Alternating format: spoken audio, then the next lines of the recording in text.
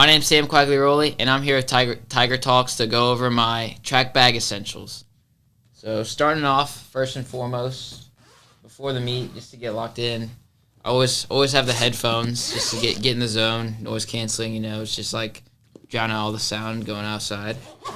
And then let's see, we gotta keep it stylish. So have the chain here for when we start warming up, start running. So I don't wear this chain just for when I'm running. So yeah, keep that in the track bag.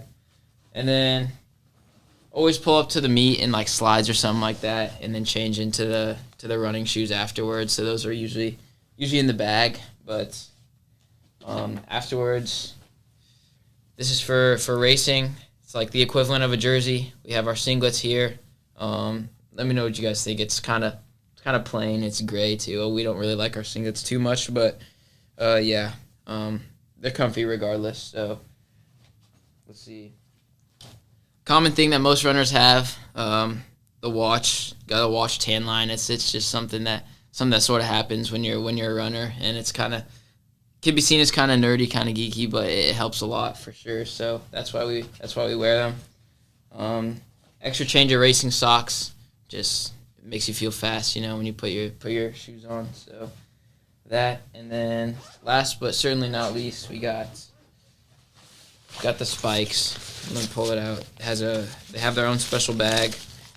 These are just like a lighter version of the shoe that you use for races. So they make you go faster, make you feel faster, feel lighter. So yeah, that's just like this. These are pretty beat up. They've had several races on them, but yeah, that's everything that's in my bag. So.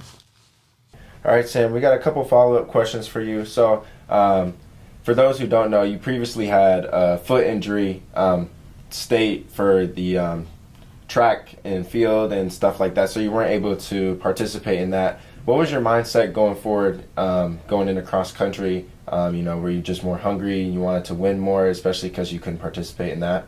Absolutely. Last track season we had a really good team, and I wanted to be able to contribute to that team and help the boys win the state title, and I'm glad that they got it done without me, because it was just a huge motivator being on the sidelines and having to watch them go out there and all the success that they had. I'm super happy for those boys, super happy that I could be a part of that team, but just watching how happy winning the state title made them, that was a huge motivator throughout the rest of the summer. And breaking my toe, I found several other ways to train that helped me once I was able to start running in cross country, such as swimming, cross training, biking, stuff like that.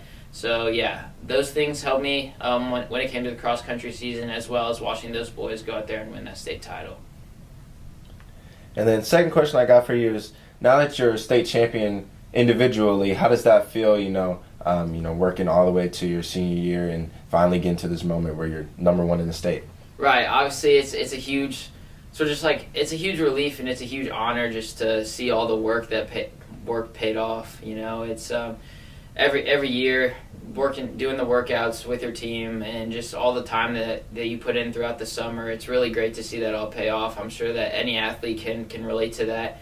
You go to practice every single day, and sometimes you got to do stuff that sucks or that you don't really want to do, and that's ultimately seeing that work pay off is with a state title. That it's really just such a surreal moment, a surreal feeling, and just huge thanks to all the guys that help you throughout each and every day, all the coaches and all the teammates around you. It's awesome. So the next thing, not only did you just win the individual, but your team also got fifth. Yeah. What does that tell you about practice and just the overall guys and the dynamic of your team as well? Right. I feel like it's really a testament to keeping each other accountable every single day. We do about 2 to 3 workouts per week, which are harder days, and a lot of times it's easy to go into those workouts and be like, oh, I don't feel the best today, or this isn't my day, or it's gonna be a really hard workout. But when you have that team around you, that team of 7 to 10 guys that are always there you can be like, these guys are working hard, so I need to secure my spot on the team and really work with them as well. And those guys are also going to be like, maybe you're having an off day, they're going to be there always to hold you accountable and always to make sure that you're going out there and performing to the best of your abilities. So having that team dynamic in place is really what separates the teams that get top 5 on the podium versus the teams that that show up to the state meet and aren't able to get it done. So it's really cool to see that we had that team dynamic this year, and I feel like the team title was a lot more important to me than the individual title, just because I feel like it's harder to medal as a team. Cool. And so now we'll get into some meet specifics. What would you say is your go-to pre-meet snack or meal? For sure. So my go-to pre-meet meal is oatmeal, just because it digests really easily. It's carbs and it gets down, and then usually I'll have a banana about 30 minutes before the warm-up, and I feel like those carbs just help fuel my race and warm up. So we also noticed that you had the headphones as well. So now we're what is your best pre-meet song or best song that you listen to before a meet? Yeah, for sure.